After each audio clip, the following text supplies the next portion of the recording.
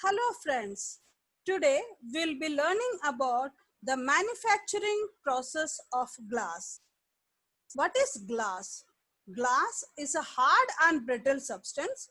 It is amorphous, transparent, supercooled and highly viscous liquid. It has no sharp melting point because it is amorphous in nature. It is a good electrical insulator. It can absorb, reflect and transmit light. It is not generally attacked by any of the acids. Of course, HF is an exception because it is a very strong acid and it is a vitrified product, that is a non-crystalline amorphous solid.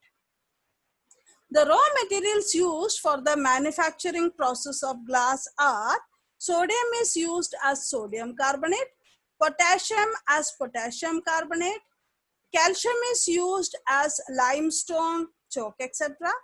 Lead is used as litharge or red lead. Silica is used as quartz, that is SiO2. Zinc is used as zinc oxide. Borate as borax or boric acid. Or cullets we use generally, that is broken glass pieces, to increase the fusibility, or we can say decrease the melting point of the mixture. We use colors like ferric salt is used for yellow color and manganese dioxide we mix up to get the purple color. The four processes involved in the manufacturing are melting, forming and shaping, annealing and finishing.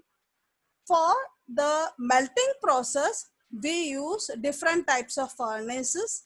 Here we are showing the tank furnace. This is the tank where we will be manufacturing glass. For the mixture, we take soda ash, limestone, sand and cullets, that is broken glass pieces. This will be heated at about 1400 degrees centigrade to 1800 degrees centigrade. For heating, we use a fuel gas. Generally we use producer gas and air mixture. Here we will burn it to obtain the temperature of 1800 degrees centigrade. The flue gases or waste gases will have, there will be provision for its passage, that is for hot gases will be moving up from here, and here we have the checker brickwork. So let us understand it in detail. The melting process is done in two types of furnaces: pot furnaces, this is shown here, and other one is the tank furnace. In pot furnace, the this is the glass melting pot. We can manufacture different types of glass at a time. We will be taking different pots, and in different pots we'll have different types of glass, and at a time we can make so many different types of glasses. And here in tank furnace, we will be manufacturing only one type of glass, and that will be produced in large scale. We use generally regenerative and recuperative system in both the furnaces. So let us understand what is regenerative or recuperative means. Regeneration means it is a utilization of heat of waste gases for heating the incoming fuel gas and air. Okay, that is the heat of the waste gases will be utilized for heating the incoming fuel gases. And the directions of passage of waste gas, that is outgoing waste gas and incoming fuel gas, these directions will be always changed so as to utilize the heat of the waste gases. In recuperation also we use the heat of waste gases, but it will be utilized in heating the furnace, and the incoming gas flow and the outgoing waste gas flow both will be fixed in specific direction, that is only one direction only. The melting process will be taking place in pot furnace, or we can use two different furnaces, as I have already told you. In pot furnaces, a number of different types of glasses will be handled at a time in different pots, and in tank furnace at one time only one type of glass will be produced, but it will be in large scale. The raw materials will be mixed in proper proportions, and it will be mixed with cullets, which will decrease the melting point, or we can say increase the fusibility. And this finely powdered mixture, which you call it as batch, is fused in tank in the open hearth furnace. and it will be heated for about 1400 to 1800 degrees centigrade. For heating, we use a fuel gas mixture, producer gas and air mixture, and that will be burned to obtain the temperature. This is the tank furnace. You can see here we have the raw materials, lime, soda, sand, okay, and all this will be mixed in proper proportions with water, and this will be put in the tank. That is, only one type of glass will be produced in large scale, and it will be heated and the process will go on. And in the pot furnace, you can see here we have different pots put over here. Instead of this tank, we have different pots, and in each pot there will be different type of glass. So the process is nothing but proper proportion of the raw materials, that is sand, sodium carbonate, lime, all these are mixed with cullets, that is broken glass pieces, and then it will be heated to about 1400 degree to 800 degree centigrade.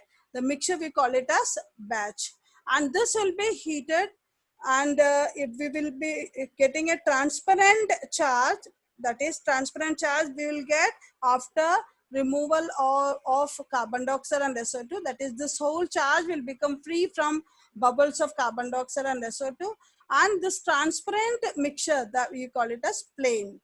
The liberated gas will be passed into regenerative chambers, okay, and here that will be heating up the checker brickwork, and this heat will be utilized when we revert the direction of the gas air fuel mixture and the hot gas mixture, that is a flue gas, that is a waste gas.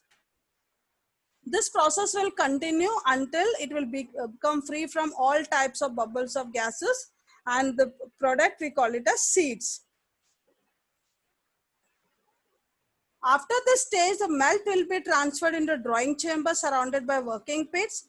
Temperature of about 1000 degrees centigrade will be maintained, and undecomposed material like chlorides and sulfates of calcium, aluminum, alkali metals, and all impurities will rise to the top, and the scum called glass gall will be removed.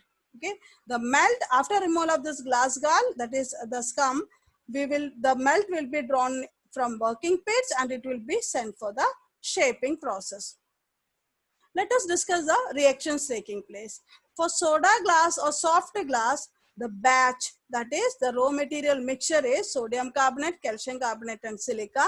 At less than 600 degrees centigrade, the moisture and oxides of all these metals, arsenic, antimony, etc., chlorides of sodium, alkali metal, sodium, potassium, and iron, etc., all this will be getting evaporated. Above 700 to 900 degrees centigrade, soda ash will react with silica to form sodium silicate. We can see the reaction. Sodium carbonate will react with silica to form sodium silicate. At 900 to 960 degrees centigrade, calcium carbonate decomposes to form calcium oxide and carbon dioxide. At above 1000 degrees centigrade, this calcium oxide will react with silica to form CaSiO3, calcium silicate. In case of flint glass, the batch is Pb3O4, K2CO3, and SiO2. Here the reactions taking place are, at 600 degrees centigrade, Pb3O4 will decompose from PbO, and 650 to 730 degrees centigrade, PbO will react with SiO2 to form PbSiO3, that is lead silicate.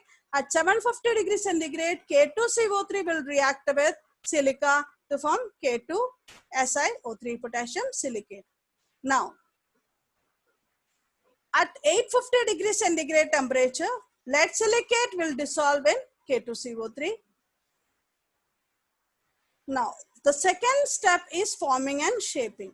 That the whole thing that was explained was of melting process. All the reactions we have discussed. Now we will be going for the forming and shaping. The molten glass is molded into different shapes. Like here, we can see the picture.